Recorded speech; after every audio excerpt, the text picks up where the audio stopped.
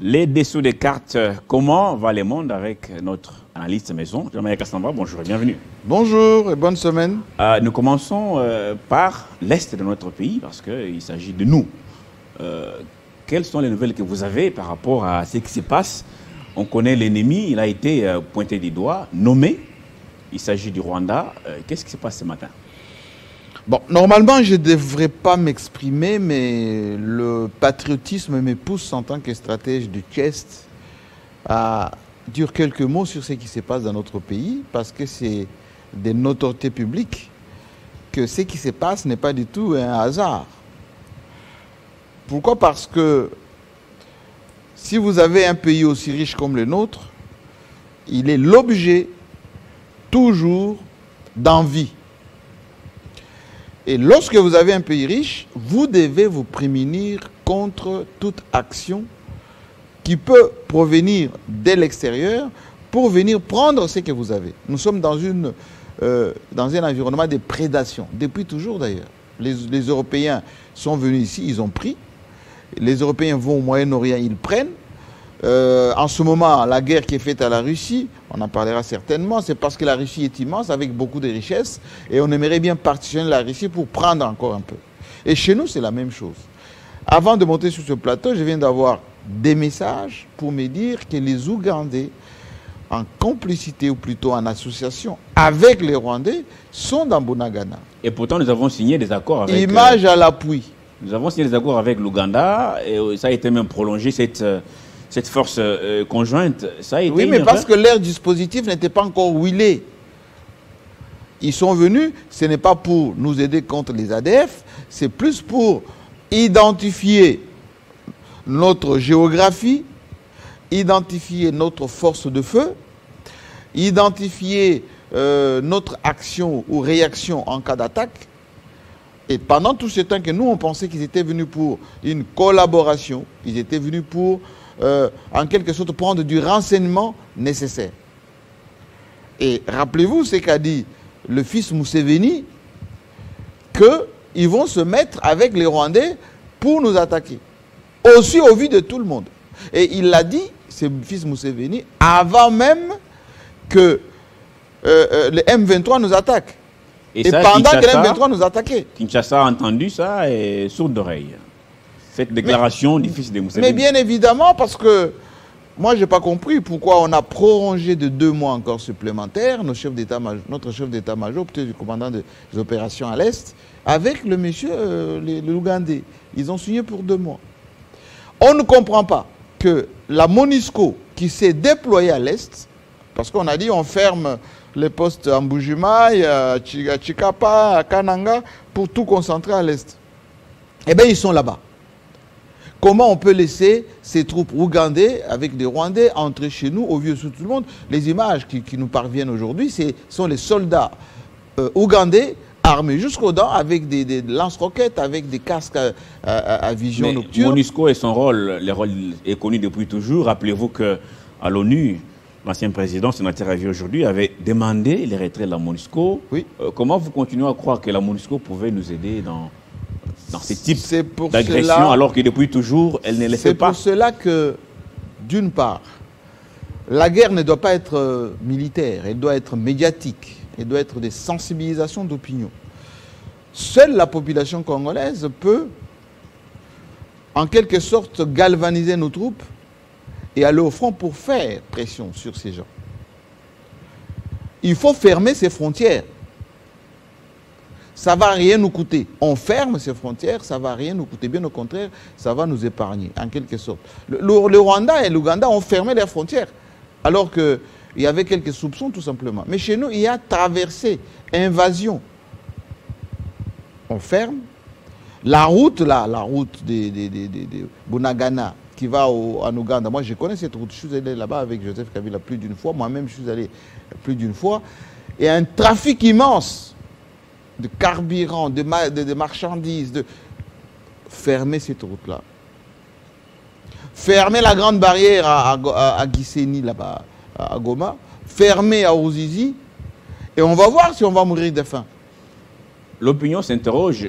On vient de connaître la visite du roi, le roi Philippe, qui est dans les actuellement dans les airs vers la Belgique. Oui. La Belgique a son mot à dire à l'ONU. Il a promis, il a dit que nous avons le droit de nous protéger contre l'agression des voisins et compagnie. Est-ce que vous pensez que c'est sincère? Mais ça, ce sont les déclarations. Est-ce que ça va apporter une solution à l'immédiat? On vous a toujours dit que l'Europe occidentale ne pèse plus d'une manière stratégique, militaire et financière. Il y a beaucoup de déclarations de principe. On en parlera tout à l'heure par rapport à la guerre en Ukraine. Il n'y a pas à attendre. Le roi est venu chez nous, bien évidemment par nostalgie, bien évidemment parce que symboliquement il pouvait venir. Mais sur papier, il a amené combien de chefs d'entreprise? Zéro. Parce qu'en général, quand un président comme celui-là, le français, l'américain ou autrefois je ne sais pas qui, voyage toujours avec les entreprises parce qu'il y a des marchés à prendre ici. Lui, il est venu avec son premier ministre, son épouse et les quelques dignitaires du royaume. Voilà, c'est lui. On a vu les accords avec les affaires étrangères. Il signait quoi? Vous qui êtes dans les secrets des politiques, qu'est-ce qu'il signait? C'est quel type d'accord? Vous savez, la Belgique a déjà tout pris de la RDC depuis des années, depuis 1885, la Belgique. Lui, il est le petit-fils de Léopold II. Tout à fait. De 1885 à 1909, oui, exactement, la Belgique avait comme propriétaire privé cette nation. Entre le caoutchouc, les eaux minières au Katanga, le fort minière à Chikapa. C'est là où mon grand-père a émigré de Kabeka jusqu'à aller là-bas à Chikapa. Mon père est né là-bas. Ma mère est de Chikapa. Et quand, en 1960, nous arrachons notre indépendance, les mêmes Belges, ils ont instrumentalisé les Kassaïens de chez nous, les Kasaï orientales, avec ceux de l'Ouest, pour dire, eh ben, il faut chasser ces gens, ils sont venus prendre vos... Comme ils ont fait au Katanga. Et les Belges, si vous allez à Anvers, tout ce que vous voyez comme immeuble, tout ce que vous voyez comme... à l'époque, il y avait des comptoirs de diamants, etc. Ça vient d'ici. Vous allez à Hoboken, c'est les cuivres du Katanga. Dans Bruxelles, la plupart des châteaux que vous voyez, c'est le Congo belge. Il y a même en Belgique une émission qui s'appelle « Tout ceci ne va pas nous rendre notre Congo ». Une émission à la télévision. Alors quand le roi vient ici, il ne fallait pas s'attendre à ce qu'il vous amène des chefs d'entreprise parce qu'ils sont partis depuis la zarianisation. Et d'ailleurs, le fameux contentieux belgo-congolais, parce que la conférence économique d'indépendance n'a jamais eu lieu, on ne nous a jamais rendu notre patrimoine, tout l'argent du Congo, du Katanga, tout était en Belgique, dans les comptes en Belgique. On n'a jamais rendu. Mobutu s'est battu, bec et ongle, on ne lui a rien donné. Bon, Mouzé, il a essayé, le pauvre, 3 ans, on l'a tué. Joseph Kabila n'a fait que ça.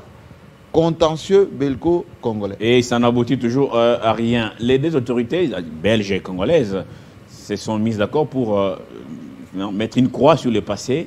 Est-ce que c'est encore là une naïveté de notre part, sachant que la Belgique nous doit beaucoup? Aucun peuple ne peut vivre en mettant la croix sur son passé. Même la traite négrière produit des conséquences jusqu'à aujourd'hui. Les Belges ont même transformé l'homme congolais en feignant, en lui expliquant que, via l'Église catholique, les royaumes des cieux n'appartiennent pas à ceux qui ont de l'argent. Il faut être pauvre. Oui. Ma grand-mère allait, on appelait mission, avec des œufs, chaque week-end. Que vous ne consommez pas à la maison, non, mais non, tout non, est donné on prenait les œufs au prêtre blanc. Oui, oui. On dit on va à la mission, chez le prêtre. L'impôt, mon grand-père m'expliquait que s'il fallait payer l'impôt, on vous poursuivait jusqu'en bourse. Si vous ne payez pas l'impôt, l'impact comme on appelait, on vous fouettait comme pas possible. Et tout cet argent prenait la direction de la Belgique. Alors, comment voulez-vous qu'aujourd'hui, où l'Union européenne est en crise forte, économique, que nous, on va attendre de la Belgique quelque chose? On ne peut pas oublier notre passé. Le roi est venu avec le masque, là. Et par manque de toupet, il dit quoi?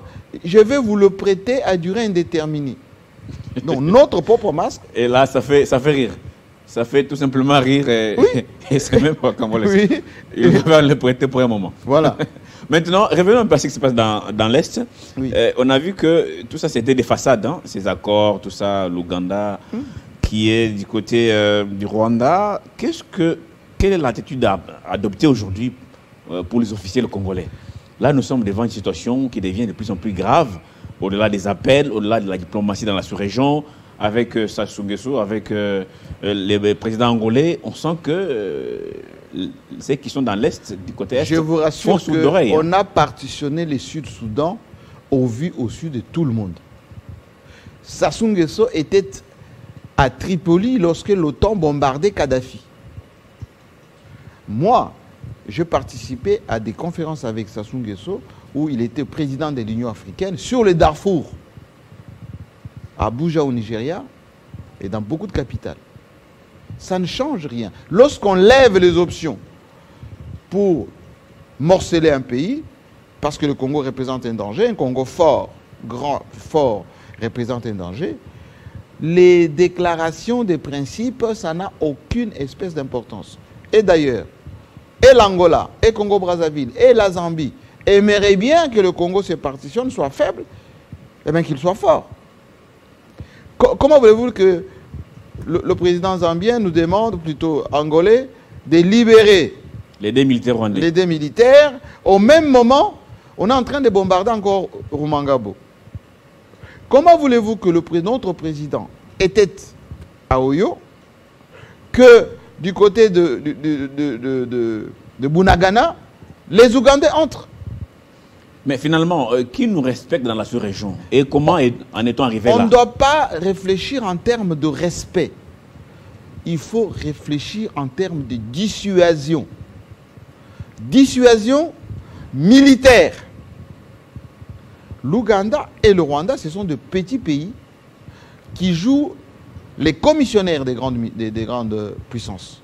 Félix Tshisekedi, en venant, il a pensé, peut-être à juste raison, qu'au lieu d'être dans une belligérance, j'aimerais bien qu'on puisse collaborer. Je vais montrer ma bonne foi. Et je pense que ces gens vont peut-être... Il a cru tout simplement. Oui. On lui a expliqué, non, Kabila a été conflictuel. Si d'ailleurs sur nous on s'entend très bien, vous allez voir que ça va aller. Mais parce qu'à l'époque de Kabila, il y avait une espèce de blackout, en partie sur notre force militaire.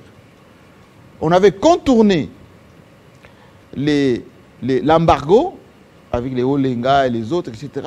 La RDC a acheté beaucoup d'armes. Si vous voyez le défilé de 2010, la RDC a multiplié la formation des commandos, comme les commandos de Ndala, à Kitona, à Kamina, partout. Et nous avons infligé en 2013, le président Tshisekedi l'a dit lui-même, un échec patent à M23. On les a chassés jusqu'à chez eux là-bas, parce qu'ils se sont des étrangers. Et pendant 10 ans, ils sont restés là-bas. Ils sont restés là-bas. Et Kagame, à un moment donné, il sentait qu'il y avait une pression. On risque d'entrer. Ndala avait dit, moi j'entre. On dit, non, on a préservé notre territoire, il faut rester. Alors, la bonne foi qu'on a dit, à un moment donné, on pensait même que la police rwandaise pouvait traverser pour venir nous aider à Goma et tout ça. On a vu l'hostilité des gens de chez nous. Et ils se sont rebuffés. À un moment donné, ils ont dit, on va même construire un village. Ils ont vu l'hostilité. Et les Ougandais, qu'est-ce qu'ils ont dit? Alors, on va trouver une parade. Nous venons, en tout cas, mutualiser les forces pour aller chasser les ADF dans notre zone, vers Beni, Butembo, un peu là-bas. Et de bonne foi, Félix Tshisekedi a encore accepté. Et ils sont venus. Ils ont créé des bivouacs là-bas, les Ougandais. Ils ont commencé à déployer, installer même des repères, identifier les villages, les machins, et voilà. Et ça, c'est gravissime, hein, lorsque on comprend la situation et qu'on se trouve dans cette position-là. Exactement. Oui, mais parce où que... vous avez déjà maintenant les Tutsis, parmi vous qui vous contrôlent finalement sur le terrain. Les Tutsis, ils ont toujours une philosophie, on va dire, territoriale, des dominations sous-régionales. Ça va du nord au sud Kivu. Dans un premier temps, ce qui les intéresse, ce n'est pas pour faire tomber les pouvoirs à Kinshasa. C'est prendre une bonne bande, comme en ce moment, la Russie est en train de faire avec les Donbass. Cette grande zone, ça part, ce qu'on appelle les grands Kivu. Il y a énormément de richesses, énormément de pâturages. Beaucoup de minéraux naturels. Énormément. Et ils se contenteraient de cette république de Grands Lacs, ils appellent ça des montagnes ou je ne sais pas quoi. Et ça va approvisionner leur pays, ils auront des territoires, ils auront tout ceci. Ils se contenteront avec capitale Goma. C'est plus riche que même l'Union européenne réunie. Aujourd'hui, le Rwanda a signé les accords avec les pays d'en face au niveau de Maluku, de l'autre côté. Oui. Des hectares accordés. Est-ce que c'est encore une autre forme de menace voilée quand vous voyez, c'est pas pour attaquer sur les défends. C'est une menace. Pourquoi c'est une menace? Parce que le Rwanda, notamment, a toujours voulu déstabiliser la RDC. Mais le Rwanda, c'est loin. Le Rwanda n'a pas de base arrière à l'ouest. Ils ont tenté, notamment avec l'opération en 98 à Kitona. C'était un fiasco parce que l'avion arrivé ici à Kitona, ils pensaient avoir de relais, ça n'a pas fonctionné. Les Angolais ont soutenu Musée et ils ont été défaits. Ils ont maintenant établi cette stratégie de rapprochement avec Congo-Brazzaville en installant une base en face de l'aéroport de Njili. Malukusa, c'est l'aéroport ici. Tout à fait. Avec de l'espace où ils peuvent installer des pistes d'atterrissage, ils peuvent installer des camps militaires, des camps d'observation.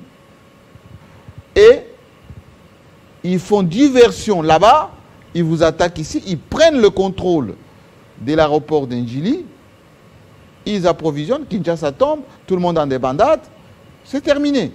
Mon invité qui était là avant vous, lui est allé loin, il dit les Rwandais, ce n'est qu'un coursier. Ceux qui nous attaquent sont les Américains et ça a été une erreur de laisser Mike Hammer. C'est pavané un peu partout dans le pays. Il a porté nos pagnes, il a mangé les chenilles à Kabekabanga. Oui. Il a été même là-bas dans l'est du pays jusqu'à aller voir les militaires qui sont au front oui. Et qu'ils seraient pour quelque chose. Comment vous analysez ça? Mais la vérité est que Mike Hammer fait partie d'Africom. Il était en Afrique du Sud, il a été placé ici pour faire des affaires, etc. Comment on pouvait être aussi naïf pour penser que un Américain va faire le boulot des Congolais? Vous voyez, il est parti. Incognito. Même Peter Pan, vous connaissez les Chinois là, les gros? Je les connais si bien, oui, très bien. Mais qu'est-ce qu'il n'a pas dit sur notre pays? Le nouveau leadership, on va aider les Congos, on est aux côtés du Congo, on va lutter. Toujours le même discours de lutte contre la corruption. Mais les multinationales sont les premières qui sont pour la corruption. Et on a cru que M. Hammer, que j'ai reçu d'ailleurs sur ce plateau, pendant le Covid, il a amené quelques masques, voilà, il dit voilà, les États-Unis vous soutiennent avec les masques. Eh bien, aujourd'hui, est-ce qu'il a fait une seule déclaration? Même les tweets, parce qu'il tweetait énormément. Un seul tweet pour seulement condamner ce que les Rwandais font. Par contre, Peter Pam, lui, a pris position pour les Rwandais, petit pays, victimes et tout ça. On a compris que mais bien sûr. Les Américains sont toujours du côté du Rwanda. Mais regardez, cette vérité échappe aux Congolais? Mais c'est ça qu'il faut qu'on enlève chez nous, la dose de naïveté. Tout part de Bill Clinton. Bill Clinton, président américain démocrate. En 1997. Lorsque on faisait l'enquête sur l'assassinat d'Abiyarimana, on a su qu'Abiyarimana était mort pour déclencher la crise au Rwanda, pour naturellement faire défenestrer Mobutu ici. Et à chaque fois, quand les démocrates sont au pouvoir, la RDC n'est pas en paix. Vous ne pouvez pas changer d'une manière stratégique, c'est que les départements d'État, c'est que la CIA ou je ne sais pas quoi, décident sur votre pays. Et donc, notre président, de bonne foi, a pensé que les assurances qu'on lui a données, à un moment donné, vous avez même vu des militaires américains venir ici, et voilà, on est venu pour vous aider, etc. Mais aujourd'hui, ce qu'on donne à l'Ukraine, en termes de matériel, en termes de drones, si on nous donne ne serait-ce qu'un dixième, un centième des moyens, mais cette zone de l'Est, on va contrôler ça. Elle sera certainement en sécurité. Mais ce qui doit être fait aujourd'hui, parce qu'il ne faut pas qu'on soit dans une dynamique, on va dire, de pleurs, de jérémiades, parce que les Rwandais, ils se moquent bien hein, quand ils voient ici à Kinshasa, et nous on est en train de dire, ah le grand Rwanda, non. Ils aiment bien ça. Il faut une prise de conscience. On est un grand peuple. Les rois venus et partis. Eh bien, qu'est-ce qui nous a amené? Pas grand-chose. Avec cette hypocrisie... Et donc, il faut une prise de conscience des Congolais. Pourquoi? La jeunesse qui suit. J'ai salué la jeunesse du Nord Kivu, plutôt du Sud Kivu, à Ruzizi 2, avec leurs motos. Ils sont partis jusqu'à la frontière. Si on ferme ces frontières, ou même on ouvre ces frontières, on dit voilà, écoutez, Tossi la Nakak, ils vont avoir peur de nous. Avec cette hypocrisie des Américains surtout, qui utilisent le Rwanda pour nous attaquer, est-ce qu'il ne faut pas se tourner finalement vers la Russie? Est-ce que Poutine n'a-t-il pas raison de faire ce qu'il fait en ces moments en Ukraine? Vous savez, le Mali, les Maliens étaient quasiment dans notre situation. Pendant 10 ans, la France était au Mali. On a monté G5 Sahel et tout ça. De plus en plus de tueries, de plus en plus de tueries, de plus en plus de tueries. Mais aujourd'hui, avec le changement de paradigme, les violences ont baissé au Mali. La République centrafricaine connaissait une instabilité alors extraordinaire. Mais moi, je ne dis pas qu'il faut quitter le camp pro-américain pour aller dans les camps pro-russes. Non, le monde n'est pas aussi bipolaire qu'à ce point. Il faut prendre le meilleur de chacun. Mobutu disait à son temps, ni à gauche, ni à droite, ce sont les intérêts. Mais Mobutu pour l'instant, je crois qu'on n'a pas le choix. Mobutu disait à son temps, M. Tshibinkoufwa, même s'il faut faire le mariage, le pacte avec le diable pour que l'intégrité de notre territoire reste, eh bien, je veux le faire. Mais là, il ne parlait pas sous l'effet de soutien qu'il avait à l'époque. Vous savez, il a été utilisé. Hein. À l'époque, c'était les grands rois dans la sous-région. Même en Afrique, hein, il était les grands rois. Peut-être que l'excès des ailes, il savait qu'il allait gagner cette guerre parce que derrière lui, il y avait tous ces puissants qui le poussaient à tout ça. Mais vous pensez que le Mali, là, au Mali, il n'y a que le diamant. On n'a pas encore commencé à exploiter le pétrole. C'est plus intéressant que la RDC. Quand on pousse la RDC à quitter les Chinois, parce qu'on oublie que 70% des contrats miniers dans notre pays, c'est chinois. Des contrats signés, fermes. 70%. Ça veut dire que si on dit aujourd'hui on divorce avec les Chinois, on va avoir des contrats, ou plutôt des procès, qui vont nous pousser à payer. Alors des milliards de dollars, on va saisir tous nos avoirs partout. C'est impossible de le faire. Mais on peut faire des alliances intelligentes. Est-ce que vous savez que la plupart de projets ne fonctionnent pas parce qu'on ne veut pas d'un Congo riche et organisé? Je vous donne quelques projets. Le chef de l'État a posé la première pierre pour le port en eau profonde de Banana. En dehors des quelques turpitudes, on va dire, de nous-mêmes qui avons acheté des terrains là-bas à Mwanda, Banana, et on est en train de surenchérir avec le gouvernement. Mais le préfinancement, la part d'argent que nous, on doit verser dans cette affaire, moi je parle beaucoup avec des conseillers qui travaillent sur ces dossiers, c'est toujours pas prêt. Et vous verrez personne qui va, les gens de Dubaï attendent toujours du côté de la RDC pour qu'on fasse quelque chose. Et ça bloque pourquoi? Mais ça bloque parce que les tireurs des ficelles continuent à tirer les ficelles pour que ça ne commence pas. Parce que si vous avez un bon port en eau profonde à Banana, Pointe-Noire tombe et vous allez avoir un développement. Parce qu'il y a même un projet de production de l'hydrogène et qui va, en termes d'économie verte, propulser la RDC. Ça ne va pas avoir lieu. Vous prenez les grands Inga. Tout ce qu'il y a eu comme investisseurs pour les grands Inga, jusqu'à aujourd'hui, stand-by. Pourquoi? Parce qu'on leur explique que non, mais si le Congo a un grand barrage qui va produire de l'énergie pour toute l'Afrique, eh bien, c'est des millions, des milliards de dollars. Comme la Russie est en train de gagner des milliards, 1 milliard par jour. Je dis bien par jour. Gaz, pétrole.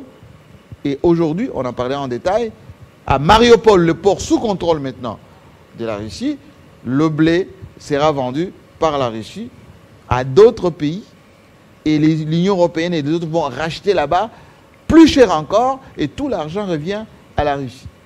Eh bien, tous ces projets, on vous dit, oui, on va faire Congo Rail, enfin, avec chemin de fer, on va faire ceci. Mais il faut un début de financement. Ça reste des projets, on sent qu'il n'y a pas beaucoup de sérieux avec de partenaires. Finalement, ça aurait servi à quoi que le Congo soit dans toutes ces organisations sous-régionales? Bon, plusieurs fois, on va à l'ONU pour des discours, hein, mais au fond, on sent qu'on n'est pas du tout ni souverain, ni indépendant. Oui, mais finalement, c'est parce que qu'est-ce qui se passe? Notre faiblesse, c'est l'interne. Je vous ai toujours dit, et je vous le dirai encore, aussi longtemps que les Congolais, nous sommes dans des petites querelles intestines, locales, c'est le pouvoir, union sacrée, tous qui ne sont pas union sacrée, des côtés. Ce sont des diables. Et il faut même les pourchasser. Ou même des démons. Mais regardez, quelqu'un d'excellent comme Matata Amponio, par exemple. Aujourd'hui poursuivi. D'ailleurs, son procès s'ouvre Oui. aujourd'hui. Est-ce bien nécessaire? Regardez un homme aussi sur le plan de la stratégie, des services importants comme François Béa. Aujourd'hui, en prison. Et je vous en citerai encore davantage. Caméré, c'est peut-être Oui, bientôt. Vital Caméré qui est devenu muet. Il ne parle pas. Mais qu'est-ce qu'il en sait davantage, Vital Caméré, sur notamment la géostratégie sous-régionale? Il n'a fait que ça, lui. Il connaît même les gens. Et au Rwanda et en Ouganda, et il connaît Vital Caméré. Depuis Mouzé, il était au niveau de MONUSCO à l'époque. Pas MONUSCO, c'était MONUC. Il était commissaire là-bas, en charge de la paix. Mais il est muet. Même les gens comme les Bitakwira, qui ont fait la rébellion là-bas au sud Kivu, les Mboussanyamou ici, tous ces gens-là, sans compter naturellement Joseph Kabila. Donc petit à petit, on prend des décisions qui semblent Il aurait être... fallu, et il le faut d'ailleurs, oui. une espèce de chorus. Parce que l'intégrité territoriale est en danger. Le chef de l'État, en tant que le garant de l'unité nationale, peut consulter ses compatriotes. Dire, écoutez, taisons nos affaires d'élection en 2023, taisons nos affaires de Union sacrée, FCC, tout ça. Voyons ce que nous pouvons faire ensemble.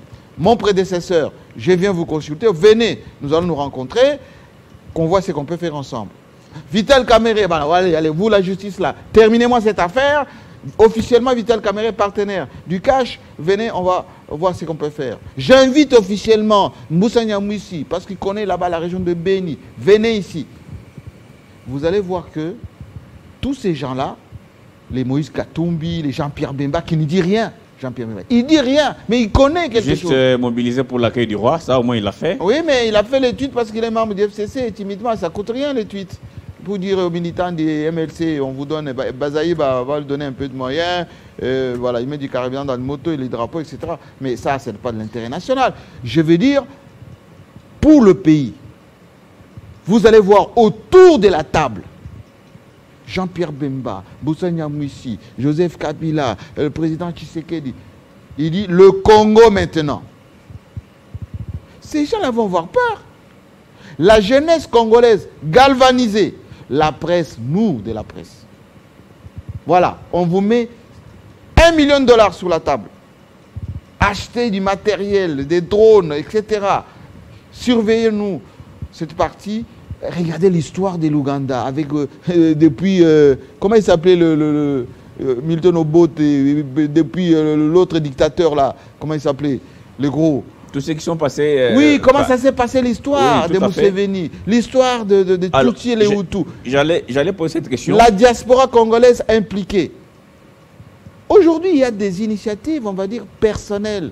Les gens, parce qu'ils sont touchés dans leur âme, ils tweetent dans les réseaux sociaux, ils insultent un peu Kagame. Mais ça ne suffit pas. Kagame, il se moque.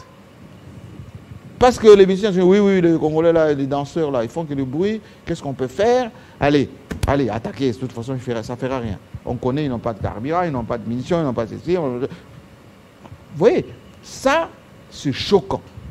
Nous qui avons fait le test, nous pouvons être pris en contribution. Moi, je connais des généraux ici, des colonels, qui n'attendent que d'être consultés. Et puis, on leur dit, voilà, FSR, je ne sais pas comment on appelait ça, le frais de recherche et tout ça. Allez, tenez.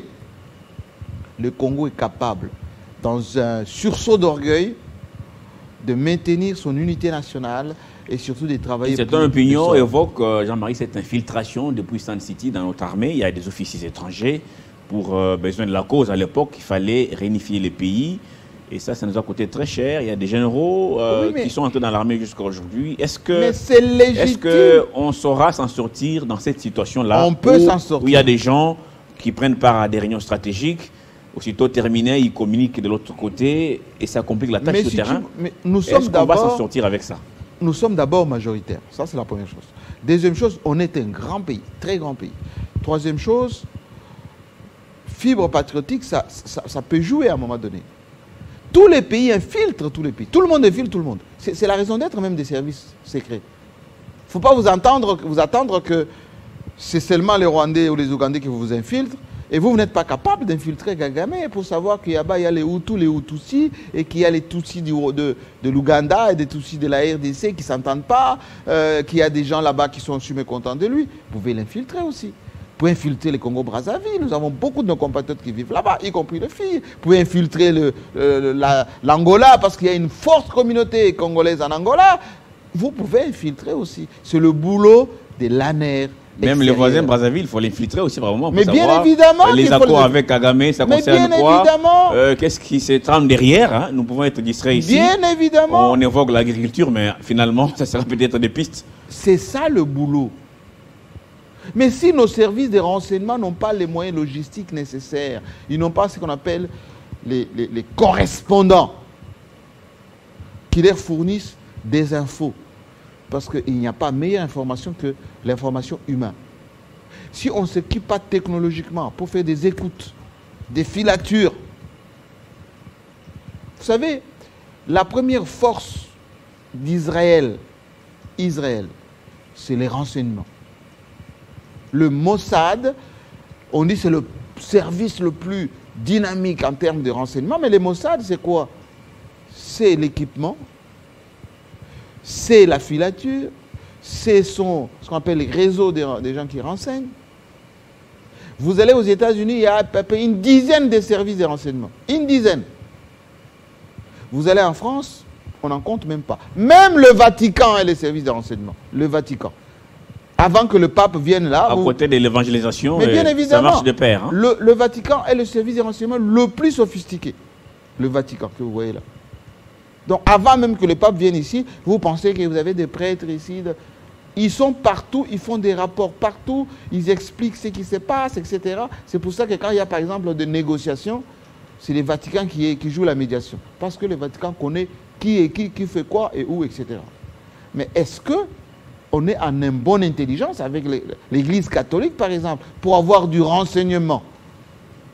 Le renseignement, c'est très important. Et donc, pour finir, à l'Est, il n'y a pas seulement la force militaire. Il y a les médias, la guerre médiatique, il y a la guerre du renseignement. Mais bien évidemment, il faut faire jouer la population. Parce que Mouzé a protégé Kinshasa ici, et Didier Moumengi, que j'ai recevé ici, me l'a dit. Mouzé a dit à Didier Moumengi, mobiliser la population, c'est elle seule qui va protéger la capitale. Et ça a été le cas. Nous allons terminer par un mot par rapport à cette guerre Russie-Ukraine. On avait dernièrement Macky Sall aller rendre visite à Poutine, plaider pour que cette guerre cesse, sinon l'Afrique va être asphyxiée. Il n'y a plus de blé en Afrique déjà. Regardez le prix de l'essence à la pompe, hein. Ce n'est pas du tout bon signe. Est-ce que cette guerre a encore de bons jours? Écoutez, moi j'aime toujours qu'on m'écoute quand je dis des choses. Je vous avais dit dès le début que cette guerre en Ukraine, c'est une guerre préventive de la Russie qui était déjà encerclée par l'OTAN et qui anticipait pour cogner sur l'OTAN.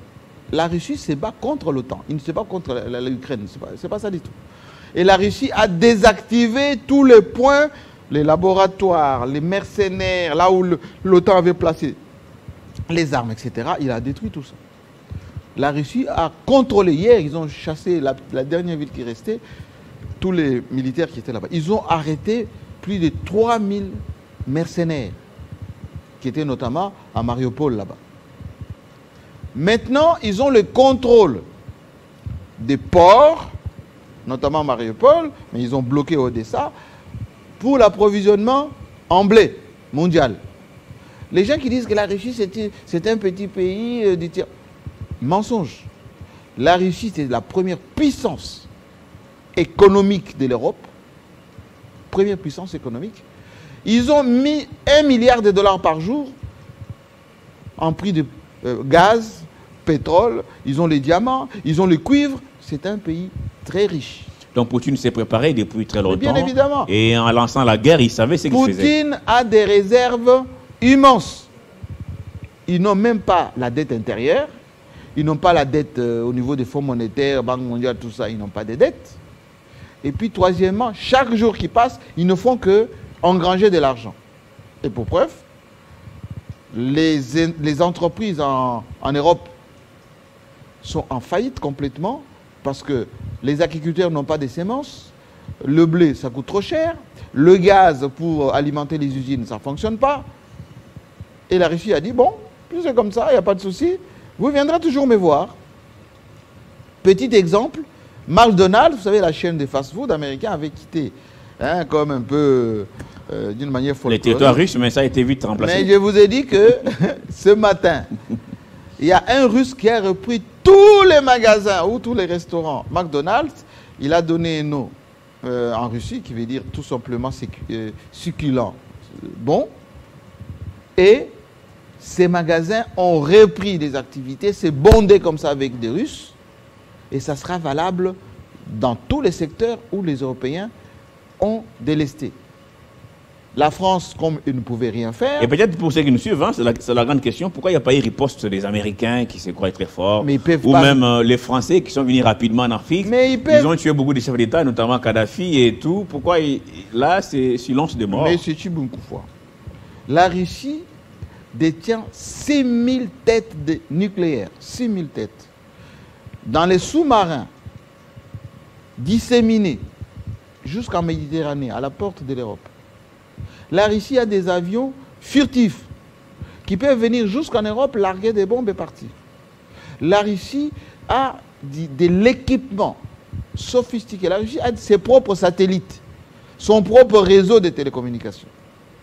Donc ce n'est pas une petite puissance. Ce n'est pas la Libye, à partir de l'Italie, on envoie les Tomahawks. Non, la Russie c'est une grande puissance. Et d'ailleurs, jusque-là, les Américains ont toujours dit à ceux qui sont en Ukraine, surtout n'envoyez pas les obus en Russie. Parce que Poutine a dit, premier obus, première bombe qui tombe chez moi, je considère que c'est une agression et je frappe. Et c'est que les Européens et les Américains évitent qu'une seule bombe ne tombe en Russie. La pauvre Ukraine a été sacrifiée, ça c'est le terme. Il a peut-être été roulé. Vous pensez que Volodymyr, c'est son nom, va peut-être faire marche arrière, aller négocier avec Poutine pour faire la paix parce que ses compatriotes... C'est un comédien, monsieur. Il y a une société de communication qui l'encadre pour qu'il se fasse des interviews là, et puis société de protection privée qui les bunkérise un peu pour le protéger, faire ses sorties, etc. Le pauvre, il ne connaît rien du tout, on lui fait dire des choses, et vous allez voir que bientôt, les Français vont négocier pour l'approvisionnement en blé, parce que chaque jour qui passe, c'est la crise qui frappe l'Europe. Ça accentue. Hein. Oui, il risque d'avoir des troubles de l'Égypte jusqu'au Maghreb, un peu partout, parce qu'ils mangent la semoule là-bas. Et donc, Poutine leur a dit que, voilà la situation. Ouais, la Crimée, c'est en bas, c'est déjà russe. Kherson, c'est de l'autre côté. Odessa, le port d'Odessa, c'est ce que la Russie va prendre bientôt. Toute la mer Noire ici est sous contrôle de la Russie. Et vous voyez, Mariupol, là, il y a un port qui vient d'être contrôlé, qui a été contrôlé totalement par la Russie. Et le blé, ça va partir à la fois de la Russie, donc de ce port de Mariupol, pour desservir le monde, et à la barbe, comme qui dirait de notre ami Zelensky, qui ne pourra rien faire parce que tout Mariupol, regardez les Donbass, ça part de Luhansk jusqu'ici à Kherson, toute cette région, c'est sous contrôle de la Russie. Alors on va terminer, peut-être un dernier mot. Macky Sall était chez Poutine pour négocier, notamment parce que les Bleus manquent en Afrique. Oui. Et c'était une démarche à saluer. Oui, bien évidemment. Il est parti dire la vérité. Enfin, Poutine l'a reçu et puis le Poutine lui a expliqué, mais mon ami... Et là, ce n'était pas avec cette table longue. Hein, non. C'était un message, non? Oui, un message. Poutine dit, moi, je suis votre ami. Moi, je n'ai pas colonisé l'Afrique. Moi, je n'exploite pas vos minéraux. Moi, je viens à la rescousse seulement pour vous aider à retrouver votre indépendance. Si moi, vous voulez, je vais vous livrer. Il n'y a pas de souci. C'est vos amis européens, là. Hein, qui viennent là-bas, ils vous colonisent, ils prennent vos affaires, ils ne vous donnent jamais rien. Mon ami, hein, moi je suis prêt, il n'y a pas de souci. D'ailleurs, si vous voulez que je vous donne un crédit, je vais vous donner un crédit, il n'y a pas de souci. Et Poutine est capable de nous donner ces blés, voilà. Proximité, petite table à côté. C'était à... il y a une ville là, sur la côte là-bas, il a reçu, voilà. On a dit de Poutine qu'il était cancéreux, malade, etc. Rien de tout ça. Oui, la guerre est toujours médiatique, comme vous le dites, donc oui. Beaucoup d'informations. Et quand vous regardez les médias occidentaux en ce moment, mais ça charge sur la Russie. On dénigre à longueur de journée, l'armée russe n'est pas organisée, ils ont perdu beaucoup de gens. Mais chaque jour, des avancées sur avancées. Et voilà, comme la réalité est tout autre, eh ben, maintenant, Macky Sall a expliqué à Macron, parce qu'il est passé par Paris, pour dire, mais écoutez, nous, chez nous là-bas, on vit de la semoule tchéoudienne et tout ça. Si nous, on n'a pas le blé, c'est la grève et surtout c'est les révolutions. Et vous allez avoir ici beaucoup de réfugiés. Si c'est ça que vous voulez, il n'y a pas de souci. Macron a dit non, on va voir les Russes, il faut qu'ils lèvent les blocus. Peut-être que la solution à long terme serait de cultiver ces blés en Afrique. Il y a beaucoup de terres arabes. Mais chez nous, ici, on mange notre foufou, il faut le faire, Jean-Marie, pour éviter. Mais il faut faire comme JKK. Asphyxier autant. Voilà. Il mange son foufou local. Je voulais qu'on termine. Alors, on termine, oui, on termine. Avec l'anniversaire de Fachi. Ah, tout à fait. Et nous, on l'a fait déjà avec Ochokoum voilà. Au début de cette émission. Vraiment, je le souhaite, hein, le fils de Kabé, comme on a des mots pompa, bon anniversaire. Moi, sa place, en tout cas, je ne vais pas écouter les gens qui disent champagne et tout ça. Il faut peut-être aller voir les veuves qui sont au camp Kokoro là-bas, manger, passer du temps un peu avec vous, les blessés qui sont venus de l'Est. Blessés par ces voyous des gens de l'Est, peut-être à la sortie de là faire une petite déclaration de souveraineté pour galvaniser nos troupes et puis chasser quelques conseillers stratégiques qui ne sont pas très efficaces. Voilà. Alors, je sais qu'il souffre, Félix Tshisekedi, de sa fierté de chez nous, Kassaïens, que nous n'acceptons pas qu'on nous marche dessus, mais encore une fois, il faut qu'il soit aidé. Il faut qu'il soit aidé par les gens qui lui disent la vérité. Parce qu'il y a trop de commissionnaires qui viennent avec des gens farfelus, voilà, et on va faire ça, on va faire ceci. Mais en réalité, il n'y a pas grand-chose. Mais il a la volonté de faire bien des choses, mais il ne peut pas le faire tout seul. Il faut le faire avec des gens qui sont outillés pour le faire. En tout cas, nous lui souhaitons beaucoup de bonnes choses, des décisions surtout courageuses et des pragmatismes surtout. Voilà. Une question à laquelle on n'a pas répondu, Ochokoum et moi, est-ce que l'année dernière, JKK, le sénateur à vie, avait souhaité pour l'anniversaire au président Tshisekedi, c'était vice-versa? Oui. Est-ce que c'était le cas cette année? Est-ce que vous avez une idée? Bon, vous savez que depuis quelques temps, il faut se dire la vérité, beaucoup d'entourage, et du côté de Tshisekedi et du côté de Kabila aussi, ont alimenté des tensions inutilement. Et on voit les résultats aujourd'hui. Parce que dans les divisions, on ne gagne jamais. Félix Tshisekedi et Joseph Kabila, ce sont des frères. Ils devaient s'appeler à des Sangalubango là-bas, des vrais... Voilà. C'était bien parti comme ça. Vous voyez le monsieur qui est entre eux là, au milieu. Oui. Il était l'un des gardes du corps de Joseph Kabila. Aujourd'hui, il est le chef de rapproché de Félix Tshisekedi. Le monsieur qui est au milieu, que je connais très bien. Et ils étaient bien partis comme ça. Mais les gens, y compris nos amis Amer et compagnie, les Herman Cohen et tout, ils n'ont jamais voulu de ça. Parce que ça va mettre les autres mal à l'aise, hein, surtout les prédateurs. Parce que c'était une force.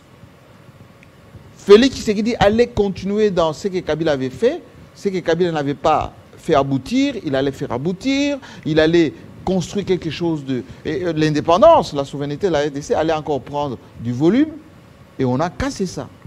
Et les gens qui ont cassé ça, si vous leur posez la question aujourd'hui, où est-ce qu'on nous en sommes? Ils n'ont pas de réponse. Il n'y a rien. On ne gagne qu'en étant ensemble. Et donc, en ce jour d'anniversaire de Béton, moi je souhaite, voilà, c'est aussi la période de faire l'introspection, voilà, en tant que commandant suprême, en tant que père de la nation, il peut consulter son frère, ils peuvent se parler là comme ils se parlaient, s'embrasser mutuellement. Et le Congo les vivre ensemble ne fera du mal à personne. À personne. Donc évitons la peur bleue, les suspicions, suspicions inutiles. Inutiles. C'est pas bien parfois. Regardez, ça bloque la machine. Regardez Museveni, le Kagame, tout ça avec lesquels on est parti, on s'est embrassé, on a même Vital Caméra m'a donné même une vache pour le mariage. J'ai vu cette image. C'était alors que de bonne foi. Ouais, de bonne foi. De bonne foi. Et après, on vient vous poignant dans les naïfs les ndombolistes, etc. Soyons en tout cas unis, c'est votre message, Amir Kassamba. Moi, je vous dis merci. Je vous en prie. D'être passé ce matin pour éclairer tous ceux qui nous suivent. Et si vous permettez, je voulais remercier très brièvement ceux qui nous ont suivis hier avec Moïse Mbié. Oui, beaucoup de témoignages. Au Tchoukoum et moi, sur ce plateau, on a relayé beaucoup de témoignages de par le monde. 3 millions de téléspectateurs. De par le monde, c'était important. Vraiment, merci beaucoup de votre fidélité à votre chaîne. Merci à vous et de partout. Restez sur Télé 50, cette matinale est terminée. Rendez-vous demain, même heure, même chaîne. Au revoir.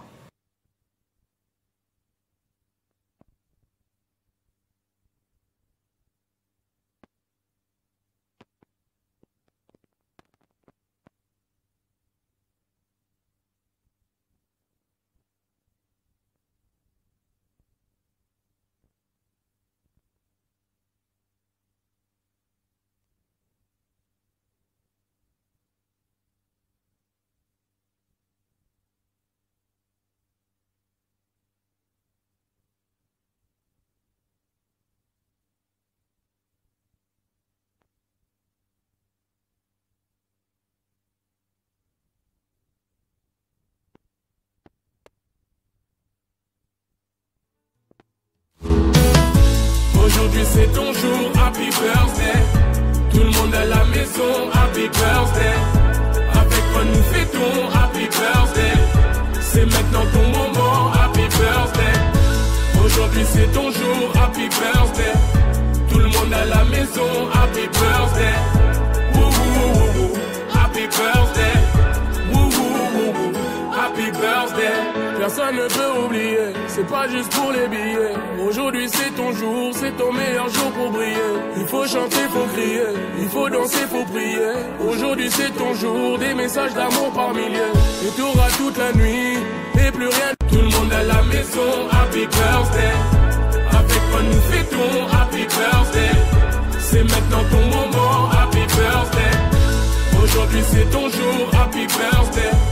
Tout le monde à la maison, happy birthday. Wouhou, happy birthday. Wouhou, happy birthday.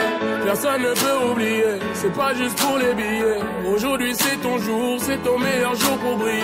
Il faut chanter, faut crier, il faut danser, faut prier. Aujourd'hui c'est ton jour, des messages d'amour par milliers. Et t'auras toute la nuit, et plus rien.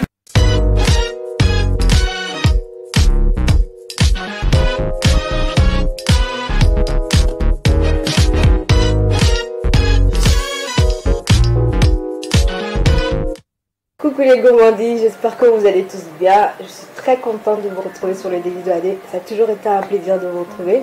Alors la dernière fois, nous avons fait un cake à base d'orange. Vu que c'est la saison, pourquoi ne pas en profiter? J'espère que vous l'avez essayé, réessayé chez vous. C'est une recette pas compliquée à réaliser. Et pour ceux qui n'arrivent toujours pas à réaliser, c'est pas grave. Vous pouvez écrire, laisser les messages, poser des questions. Je suis là pour vous. Aujourd'hui, nous réaliserons des gaufres croustillantes et très légères. C'est parti pour la recette. Alors, pour réaliser cette recette, nous avons besoin de 165 g de farine,